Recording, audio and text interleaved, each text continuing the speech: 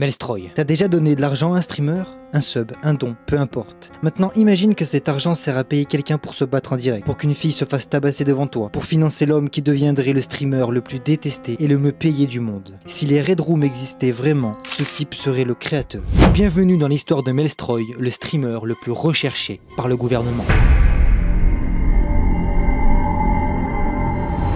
Gomel, Biélorussie, hiver 2015. Un gamin de 17 ans nommé André Burim vient de quitter l'école pour streamer Minecraft depuis sa chambre pourrie qui sent la moisissure et les rêves morts. Il a littéralement 0 viewer pendant 6 mois d'affilée et sa mère hurle qu'il est en train de gâcher sa vie pendant qu'il fixe son écran et se demande si cette merde va vraiment marcher un jour. Spoiler, ça va marcher, mais d'une manière tellement dérangeante que tu vas te demander comment c'est légalement possible. Pendant des mois, André fait exactement ce que millions de gamers font. Il stream Dota 2, CSGO, Minecraft et parle dans le vide comme un schizo. В этом видео я разыгрываю 100 рублей. Что за бизнес, сука?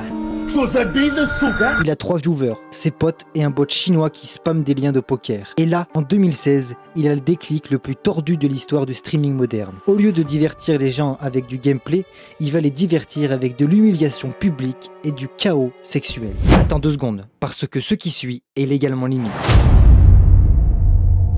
André bascule sur chatroulette et commence à proposer à des filles random de se déshabiller en échange de likes et de followers sur les réseaux sociaux. Ses viewers passent de 0 à des milliers en quelques semaines parce qu'on vit dans un monde où l'attention vaut plus que la dignité. Les autorités ouvrent des enquêtes, des journalistes l'accusent d'avoir approché des mineurs. 3 ans plus tard, à Moscou en 2019, André débarque dans une réputation de bad boy du streaming et un compte Instagram qui grossit comme une tumeur. Il a 21 ans et les bookmakers en ligne le contactent parce qu'ils ont compris que ce Biélorusse random qui fait n'importe quoi devant sa caméra est exactement le profil dont ils ont besoin pour vendre du rêve toxique aux ados désespérés.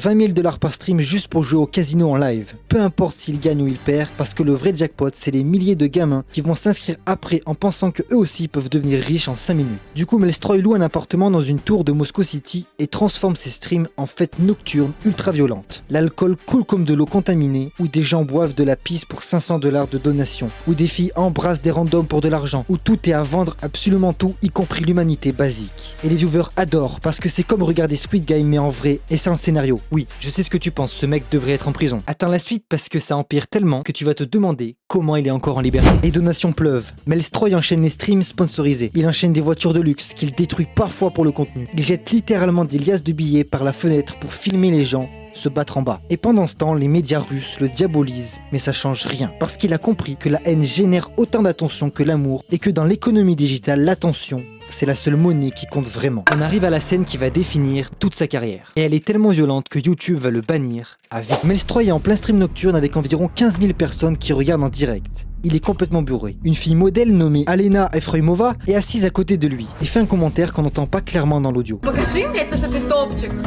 Не словами, а делом. Покажи свое тело. Давай. Et là, sans prévenir, Melstroy lui attrape la tête et la fracasse contre la table 1 fois, 2 fois, 3 fois pendant que le chat explose en donations et en emoji choqués. Le pire, certains viewers vont même le payer pour qu'il continue. Toute la scène est capturée en 1080p et va devenir virale en moins d'1 heure. Les flics débarquent, l'enquête s'ouvre, les plateformes le bannissent en cascade, YouTube terminé, Twitch terminé, Trovo terminé, et en juillet 2021, il est condamné à 6 mois de travaux correctifs et une amende ridicule de 72 000 €, qui représente 2 de ses streams sponsorisés. Et pendant que les gens pensent que c'est fini pour lui, que ce psychopathe va retourner dans son trou à Gomel, il est déjà en train de préparer le comeback le plus dément de l'histoire du streaming. Si tu te demandes pourquoi il a pas fait de vraie prison, ben, je sais pas, mais l'argent fait beaucoup de choses. Melstroy ressurgit sur Kick. Cette nouvelle plateforme de streaming a été créée littéralement par des mecs de casino crypto qui se foutent totalement de la morale tant que tu ramènes de l'audience. Il lance une stratégie tellement géniale et dérangeante que même les experts en marketing digital sont obligés de respecter. Au lieu de juste faire du contenu, il transforme ses millions de followers en armée de créateurs de contenu en leur promettant des sommes hallucinantes pour accomplir des défis impossibles. Il balance 330 000 $ pour que quelqu'un convainque Messi de le saluer. 1,6 million de $ si MrBeast le follow follow sur Instagram, 300 000 € pour que quelqu'un rentre sur le terrain pendant la finale de la Champions League. Les gens deviennent complètement fous parce qu'ils réalisent que ce Biélorusse dégénère et est prêt à payer des fortunes pour le chaos organisé. Drake le suit sur Instagram, iShowSpeed aussi, Conor McGregor lui envoie un message en vidéo,